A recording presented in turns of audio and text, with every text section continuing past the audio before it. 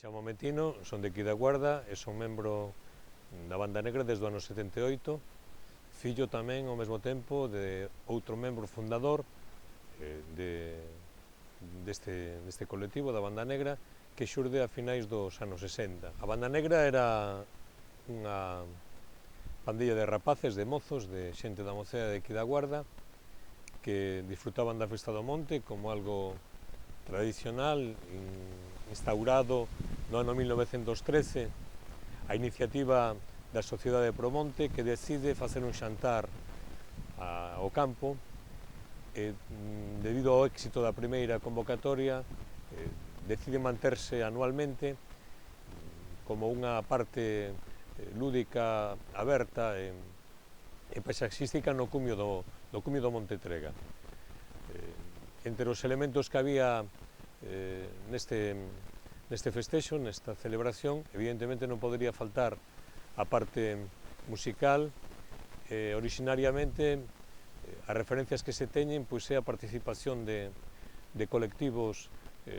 tradicionais da música tradicional, enseñas representativas da música tradicional, como poden ser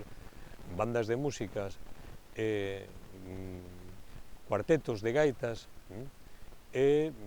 unha importante tamén afluencia ou participación tamén do que son o mundo das treboadas, do coiro, o tratamento do coiro tan representativo e tan exemplarizante aquí nesta nosa zona, tanto no norte de Portugal como en Galicia. Ese se cadra pois é o precedente máis destacable, máis determinante para que xurdan as bandas mariñeiras, porque trataban de emular o que estas formacións, as treboadas, que son grupos de cámara musical basicamente percutivos, donde hai un tratamento do coiro, bombos de moi boa sonoridade, de moi boa envergadura, e donde tamén hai participación de gaitas. Pois, con este referente, con este elemento, xurden as bandas mariñeiras a finais dos anos 60.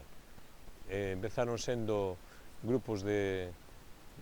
10, 12, 14 persoas, ou se cadra un poquinho máis, tiñan unha indumentaria concreta e contaban con a colaboración, con o patrocinio, con as mans que de algún xeito os axudaban, e de aí que xurda o nome orixinal a partir dunha anécdota que estes rapaces, sendo mariñeiros, viviron alá pola zona de Asturias, no límite entre Galicia e Asturias, no pobo de Tapia de Casariego. Entonces, a partir desta anécdota que viviron, pois deciden porlle o nome da banda así desta maneira, Banda Negra. A banda evoluciona, hai diferentes etapas donde a unha altura pois empezan a formar parte do colectivo deste grupo non solamente os membros fundacionais, sino tamén os sucesores ou os fillos, os descendentes destes membros fundadores. A banda neste momento cumple 48 anos este ano, para 2017 pois conmemorará o 50 aniversario. Son parte representativa da festa, son icónicas, as bandas son icónicas, da Banda Negra pois surdiron outras que tamén son emblemas deste día, desta celebración, como pode ser a Banda Roxa, a Banda do Mau Mau, dos Perdidos, os Despistados, o Ceo Escuro, a Desfeita, a Troulada, a Carallada, a Banda da Corea, a Chicadoira, os do Rancho, en fin, Fervenza Tinta, así hasta 20, é dicir, todas as bandas con un propósito claro de estar formando parte deste día cun componente así participativo que se cadra é o que lle dá este elemento característico singular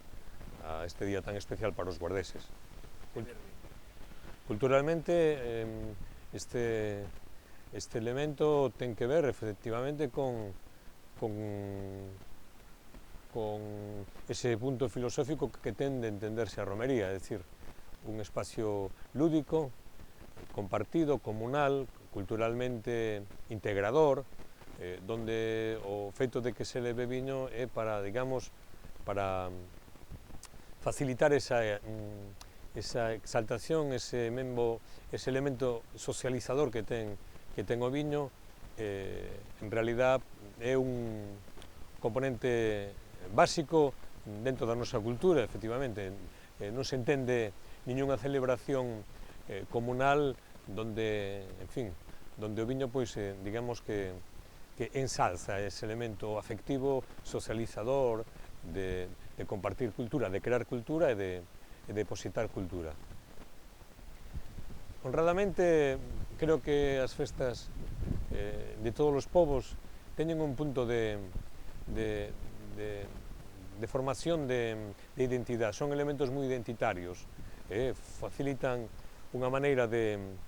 sentirse membros dun espacio e donde ese espacio, pois, na vida das persoas teñen elementos rituais que en fin, que delimitan, que configuran un xeito de ser dun lugar concreto. Nós, neste caso, sentímoslo así, pero se fósemos de outro lugar tamén tería as outras características de outro lugar. Nós entendemos que sin máis é o elemento que digamos que nos representa como colectivo, como pobo, incluso como tribu, e sobre todo neste lugar tan sumamente emblemático, tan fermoso, tan imponente como é o cumio do Monte Trega.